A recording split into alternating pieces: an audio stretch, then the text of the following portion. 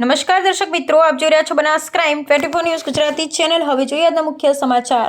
અંબાજી ખાતે ભાદરવી પૂનમના મેળામાં વિખૂટા અને ખોવાયેલા પદયાત્રીઓનું સરનામું એટલે મુખ્ય કંટ્રોલ રૂમ। વિશ્વ પ્રસિદ્ધ પવિત્ર યાત્રાધામ અંબાજીમાં ભાદરવી પૂનમના મહામેળા પ્રસંગે ભક્તિ, શક્તિ, તપ અને શ્રદ્ધાના જાણે ઘોડાપુર ઉમટ્યા છે। અંબાજીના તમામ રસ્તા ઉપર ભરચક માનવ પ્રવાહ ભક્તિભાવથી અંબાજી તરફ ઉત્સાહભેર આગળ વધી રહ્યો છે। ત્યારે અનેક લોકો પોતાના સગા સંબંધીઓથી વિખૂટા પડી જતા હોય છે। આવા સમયે જિલ્લા વહીવટી તંત્ર દ્વારા બનાવવામાં આવેલ મુખ્ય કંટ્રોલ રૂમ પદયાત્રીઓ માટે આશીર્વાદરૂપ બન્યો છે। અંબાજી ખાતે શરૂ થયેલા કંટ્રોલ રૂમ અનેક લોકો માટે મોટી સુવિધારૂપ સાબિત થયો છે। ખોડીવલી સ્થિત મુખ્ય કંટ્રોલ રૂમ થકી સમગ્ર અંબાજી પરિસરમાં સૂચના સત્વરે મોકલી શકાય છે, જેથી મેળા દરમિયાન વિખૂટા પડેલા કે ખોવાયેલ વ્યક્તિઓ માટે મુખ્ય કંટ્રોલ રૂમ મહત્વનો સાબિત થયો છે। પદયાત્રીઓ અંબાજી મંદિર દેવસ્થાન ટ્રસ્ટની આ સેવા બદલ આભાર વ્યક્ત કર્યો હતો। અંબાજી ખાતે બનાવવામાં આવેલ મુખ્ય કંટ્રોલ રૂમમાં તારીખ 4 સપ્ટેમ્બરના સાંજે 5 વાગ્યા સુધીમાં કુલ 2720 જેટલા વિખૂટા ખોવાયેલા વ્યક્તિઓ માટે એનાઉન્સમેન્ટ કરવામાં આવી ચૂક્યું છે। આ એનાઉન્સમેન્ટ 3 થી 4 વખત કરવામાં આવે છે। ભારતના વડાપ્રધાન શ્રી નરેન્દ્રભાઈ મોદી દ્વારા સ્વદેશી અપનાવવાના અપીલ કરવામાં આવતા કંટ્રોલ રૂમ પર લોકલ પર વોકલ અંતર્ગત માહિતગાર કરવામાં આવે છે। આ કંટ્રોલ રૂમમાં પદયાત્રીઓના ખોવાયેલા સામાન, બેગ, મોબાઈલ, પાન કાર્ડ, આધાર કાર્ડ, લાયસન્સ જેવા ડોક્યુમેન્ટ્સ, એટીએમ કાર્ડ વગેરે માટે પણ સતત એનાઉન્સમેન્ટ કરવામાં આવે છે।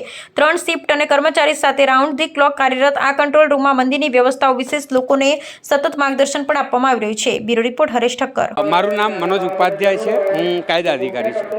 ભાદરવી પૂનમનો મેળો એટલે આખા ગુજરાતમાં અને ભારતભરમાં માં અંબાનું ભક્તિ, શક્તિ અને હજારો, લાખો, કરોડો લોકો આસ્થાનું કેન્દ્ર લઈને ઘણા બધા દુઃખો લઈને અહીં આવતા હોય, આવા એક મોટા મેળામાં વહીવટીતંત્રે જે નાનામાં નાની બાબતનું ધ્યાન રાખ્યું છે એ ખરેખર ખૂબ આવકારદાયક છે। અહીંયા આવનાર કોઈ પણ બાળક ગુમ થઈ જાય છે તો એને રાખવાની પણ વ્યવસ્થા, કોઈ માતા નાના બાળક સાથે અહીં આવી જાય તો એના માટે ફીડિંગની વ્યવસ્થા આરામથી માતા પોતાને દીકરાને ફીડિંગ કરાવી શકે એ માટે અલગ વ્યવસ્થા કરવામાં આવી। એટલે નાનામાં નાના માતાના દરબારમાં માતાનું જે ધ્યાન રાખવામાં આવ્યું છે એ ખરેખર સરકાર અને વહીવટીતંત્રને સલામ કરવાનું મન થાય છે। સાથે સાથે જે બાળકો અહીં આવે છે એમને કાર્ડ આપવામાં આવે છે। ક્યારેક બાળક ગુમ થઈ જાય તો એમાં જે સ્કેન કરવાનો કોડ મૂકેલો છે એના આધારે બાળકની ઓળખ પણ થઈ જાય છે। એક દીકરી એમનીમાં આવી જાય છે અને આખી રાત એને રાખવાની વ્યવસ્થા તંત્ર કરે છે। હું માનું છું કે માતાના ધામમાં આનાથી મોટું કંઈ હોઈ ન શકે। એટલે માતાજીના જે આશીર્વાદ છે, માતાજીની જે ભક્તિ છે એને સાચા અર્થમાં જિલ્લા વહીવટીતંત્રએ સાર્થક કર્યું છે।